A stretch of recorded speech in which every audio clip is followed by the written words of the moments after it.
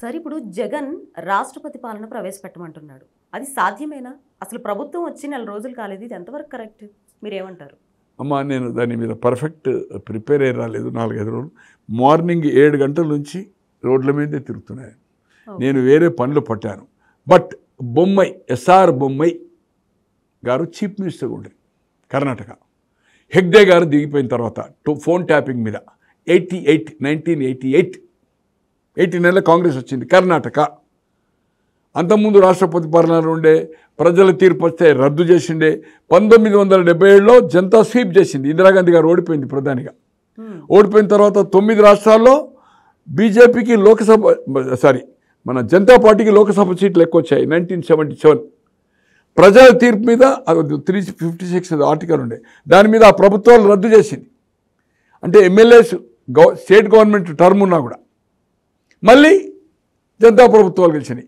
80లో మధ్యంతర ఎన్నికలు మొరార్జీ దేశాయ్ దించేసి చరణ్ సింగ్ అయి బల నిరూపణలో చేసుకోకపోవడం వల్ల ఎన్నికలు వచ్చినాయి.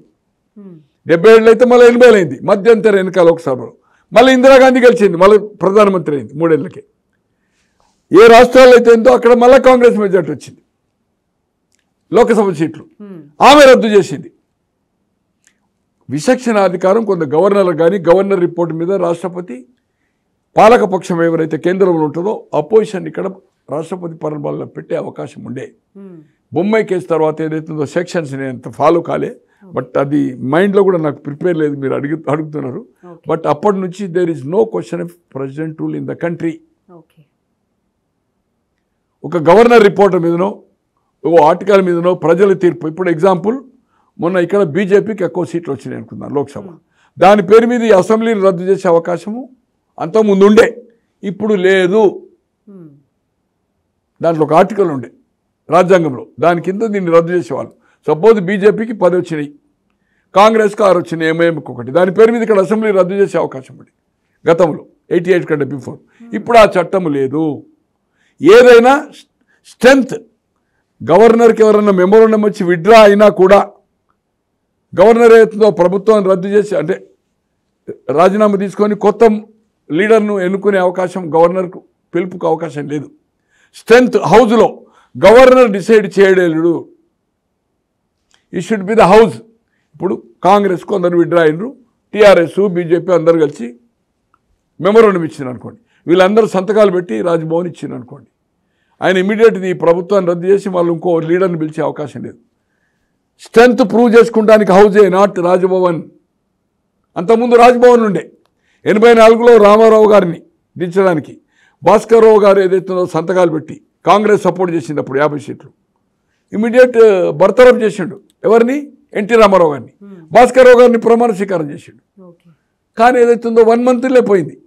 స్ట్రెంత్ ఆయన ప్రూవ్ చేసుకొని రాష్ట్రపతి ముందు క్యాంపెయిన్స్ ఏదైతుందో హౌస్ ఆయనకు ఒక 1 నెల రోజులు అవకాశం ఇచ్చిండు. స్ట్రెంత్ ప్రూవ్ చేయలే. ఇది ఎప్పుడు 84 ఆగస్టు నుంచి సెప్టెంబర్లో ఇది ఆగస్ట్ సంక్షేమం. బట్ 88 తర్వాత ఏదైతుందో గవర్నర్కు ఆ అధికారాలు లేవు. ఎవరైనా విత్డ్రా అయినప్పుడు మైనార్టీ అయిందని మెజార్టీ వాళ్ళు పోయి సంతకాలు పెట్టి ఇచ్చినా కూడా స్ట్రెంత్ ప్రూవ్ చేసుకోమనేది హౌస్ ఆర్డర్ ఇవ్వాలి. ఆ సిట్టింగ్ ముఖ్యమంత్రి కనుక నేను ఇంకా 2 నెలల దానిక మొన్ననే సెషన్ అయింది, 6 months గ్యాప్ ఉండాలి. పెట్టా అంటే ఒప్పుకోడు గవర్నర్. నువ్వు స్ట్రెంత్ ప్రూవ్ చేసుకోమని ఆర్డర్ ఇస్తాడు. అప్పుడు ఆ స్ట్రెంత్ మైనార్టీ అయినప్పుడే ఆ ముఖ్యమంత్రి పోతాడు, ఇంకో ముఖ్యమంత్రి అవుతాడు. ఇది 88 తర్వాత ఏదైతుందో, అంతకుముందు లొసుగులు ఉండే. 88 తర్వాత ఒక సుప్రీంకోర్టు క్లియర్ జడ్జిమెంట్ ఇచ్చింది. అప్పటి నుంచి ఏదైతుందో there is no question of రాష్ట్రపతి పరిపాలన. ఇంపాసిబుల్ అంటే రాజకీయ అజ్ఞానంతో అంటే ఏమి రాజ్యాంగం తెలియని వాళ్ళు, చట్టం తెలియని వాళ్ళు 2 నెలలు కాలేదమ్మా గవర్నమెంట్ వచ్చి. సిగ్గు లేదండి జగన్మోహన్ రెడ్డి గారికి? చెప్పినోనికి సిగ్గు ఉండాలి, ఎవరు చెప్తే వినకపోతే ఆయనకు సిగ్గు ఉండాలి. ఎవరైతే అడ్వైజ్ మిడిమిడి జ్ఞానంతో ఇచ్చారో. There is no question of president rule. Law and order అనేది స్టేట్ సబ్జెక్టు. ఆయన ఏమంటుండు, ఇక్కడ లా అండ్ ఆర్డర్ బ్రేక్ అయింది అంటుండు, అంతే కదా? అదేనా? నేను ఎందుకంటే టీవీలు ఫాలో అవుతాను, అదే కదా లా అండ్ ఆర్డర్ అంతా అరాచకము. అయ్యా, స్థానిక సంస్థల ఎన్నికలు జరిగినాయి గత 3 సంవత్సరాల కింద. ఈ భారతదేశ చరిత్రలో బీభత్సం చేసింది కదమ్మా. 90% గెలిచింది కదా. నామినేషన్ వేయలే కదా, యునానిమస్ కదా. యునానిమస్ అంటే నేను పేరు చెప్పదలుచుకోలేదు, మంత్రులు ఎమ్మెల్యేలు 5 జడ్పీటీసీలు ఉంటే 5 జడ్పీటీసీలు యునానిమస్. అరే నామినేషన్ ఉన్నాడమ్మా, లక్షల మంది తెలుగుదేశానికి కార్యకర్తలు ఉన్నారు, జనసేనకు ఉన్నారు, బీజేపీకి ఉన్నారు. అంటే నామినేషన్ కూడా ఎన్నియలే. దౌర్జన్యం చేసేదైతుందో జిల్లా పరిషత్తులు, మున్సిపాలిటీలు, మండల ప్రజా పరిషత్తులు కైవసం చేసుకున్నారు, దాడులు చేశాడు. ఎట్లా వస్తుంది రాష్ట్రపతి పరిపాలన? ఎలా వస్తుంది రాష్ట్రపతి పరిపాలన? ఒకటమ్మా, ఈ భారతదేశ చరిత్రలో సిబిఐ ఎవరైనా వస్తే అడ్డుకున్నారమ్మా. సిబిఐ అరెస్ట్ చేయడానికి వస్తే వాళ్ళ మిథున్ రెడ్డిని వస్తే ఒక 2000 మంది ఉన్నారు కదా అక్కడ హాస్పిటల్ దగ్గర కర్నూలు. స్థానికంగా పోలీసు ఉంది కదా, వాళ్ళు వచ్చింది ఒక 4 వెహికల్ అంటే ఒక 20 మంది రావచ్చు అంతే. బట్ ఇంతవరకు ఇండియన్ హిస్టరీలో ఒక సిబిఐని అడ్డుకొని ఏదైనా లా అండ్ ఆర్డర్ అయితే పోయే పరిస్థితి వచ్చింది. లా అండ్ ఆర్డర్ ఎవరి కంట్రోల్లో ఉంటుంది? కేంద్రం ఉండదు. అవుట్ ఆఫ్ కంట్రోల్ అయినప్పుడు బలగాలు పంపుతుంది. బట్ కేంద్రము హోమ్ మినిస్టర్ కానీ ప్రైమ్ మినిస్టర్ కానీ ఇంటర్ఫేర్ కాదు. ఇట్స్ ఎ టోటల్ ఆ పవర్స్ ఏదైతుందో రాజ్యాంగ పరంగా స్టేట్కు ఉంటాయి. State government law and order నీ చేతులు ఉంది కనుక నీ తమ్ముని అరెస్ట్ కాకుండా నువ్వు కాపాడుకోగలిగినవు. లేకపోతే అవకాశం ఉండేనా? లా అండ్ ఆర్డర్ కేంద్రం చేతులు ఉంటే అవకాశం ఉండేనా? అలాగే ఈరోజు జగన్మోహన్ రెడ్డి ఏదైతే అడుగుతుండో రాష్ట్రపతి పరిపాలన, లా అండ్ ఆర్డర్ బ్రేక్ అయింది అనుకుందాం, ఆయన అనుకున్న ప్రకారమే దాడులు జరుగుతున్నాయి అనుకుందాము. బట్ స్టేట్ గవర్నమెంట్కు నువ్వు ఇచ్చిన రిప్రజెంటేషన్ ప్రైమ్ మినిస్టర్కి ఇచ్చినా, హోమ్ మినిస్టర్కి ఇచ్చినా, ప్రెసిడెంట్కి ఇచ్చినా, they should be the refer report. కానీ వాళ్ళు రాష్ట్రపతి పాలన పట్టే అవకాశం లేదు, ఏ పరిస్థితిలో పెట్టరు. పోనీ రాష్ట్రపతి పరిపాలన పెడతారు. సిగ్గుండాలే అడ్వైజ్కు జగన్మోహన్ రెడ్డికి. ఎన్ని రోజులు ఉంటుందా రాష్ట్రపతి పరిపాలన? 6 నెలలే కదా, 6 నెలల కంటే ఎక్కువ ఉంటుంది కదా. అయితే 6 నెలల తర్వాత రాష్ట్రపతి పరిపాలన మళ్ళీ గవర్నమెంట్ ఫామ్ కావాలి, అయితే ఎలక్షన్ కావాలి. నీకు వచ్చినే 11 అయ్యా, 164 సీట్లు ఉన్నాయి. లేదు నువ్వు అన్నట్టుగా రాష్ట్రపతి పరిపాలన అవుతుంది, మళ్ళీ ఎవరు గవర్నమెంట్ ఫామ్ అవుతుంది? ప్రెసిడెంట్ రూల్ తర్వాత ప్రెసిడెంట్ రూల్ ఉంటుంది, గవర్నర్ పరిపాలిస్తాడు, గవర్నర్ అడ్వైజర్లు పెట్టుకుంటాడు స్టేట్ల. 6 నెలల తర్వాత ఎవరు వెళ్తారు? మళ్ళీ నీకు 11 అయితే ఎన్నికైతే కాదు కదా. నాట్ మోర్ దాన్ 6 మంత్స్ ఉండడానికి వీల్లేదు. సో ఆటోమేటిక్గా మళ్ళీ చంద్రబాబు గారు వస్తారు కదా, 164 కదా. నీకు ఎక్కడైతుంది? నీకు 2 నెలలు కాలేదు, ఈ 6 నెలలు పోతుంది. ఇంకా 4.5 సంవత్సరాలు మళ్ళీ చంద్రబాబు ఉంటుంది, 4 సంవత్సరాల 4 నెలలు నువ్వు అన్నట్టుగా రాష్ట్రపతి పాలన. Right, okay.